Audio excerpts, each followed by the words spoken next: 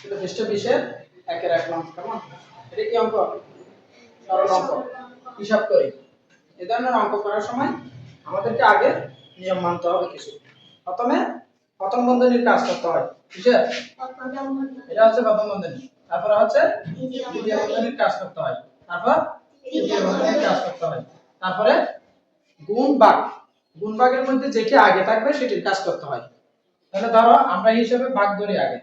ভাগ তারপর কি? গুণ। এই দুটোর মধ্যে যে কোনোটা আগে থাকলে যেটা বামে থাকবে সেটার কাজ আগে করতে হবে। গুণ বামে থাকলে গুণের কাজ আগে করতে পারবে। ভাগ বামে থাকলে ভাগের কাজ আগে করতে পারবে। তারপর হচ্ছে যোগের কাজ, তারপর কি? বিয়োগের কাজ। বিয়োগের কাজ। সবাইকে এগুলো মাথায় রাখতে হবে আগে। তাহলে প্রথমে কিসের কাজ? প্রথম বন্ধনীর কাজ। তারপরে দ্বিতীয় বন্ধনীর কাজ। তারপরে তৃতীয় বন্ধনীর কাজ। তারপরে ভাগের কাজ, গুণের কাজ। তবে যেটি বামে থাকবে সেটির কাজ আগে করতে পারবে। মনে থাকবে? গুণ ভাগের মধ্যে যেটি বামে থাকবে সেটির কাজ আগে। তারপর যোগের কাজ, তারপরে বিয়োগের কাজ। এখন আমরা যে কাজগুলো লিখেছি এখানে শুধু প্রথম বন্ধনী আছে, দ্বিতীয় তৃতীয় বন্ধনী আছে না। তাহলে আগে আমরা কোনটা করব? প্রথম বন্ধনীটা। যেহেতু এগুলো নাই, এগুলোর কাজ করতে হবে না, এখন করার দরকার নেই। তাহলে আমরা প্রথম বন্ধনী কোথায় কোথায় আছে এখানে একটু খেয়াল করি। প্রথম বন্ধনী আছে এই জায়গায় আর এই জায়গায়, না?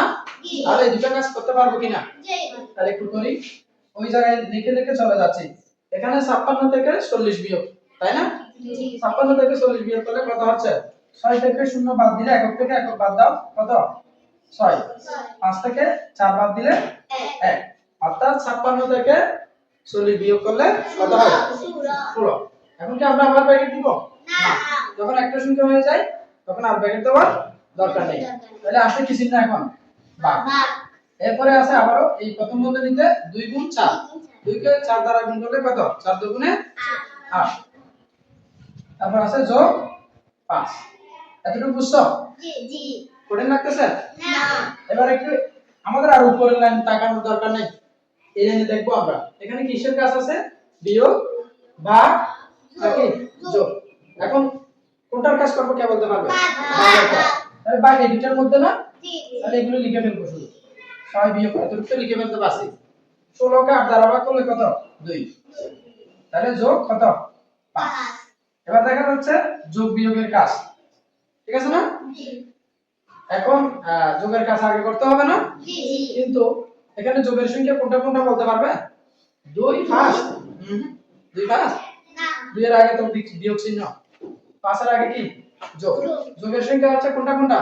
6 আর 5। প্রথমটা সব সময় যোগের ধরে নিতে পারবে। ঠিক আছে? তাহলে আমরা একটু সাজিয়ে নিই।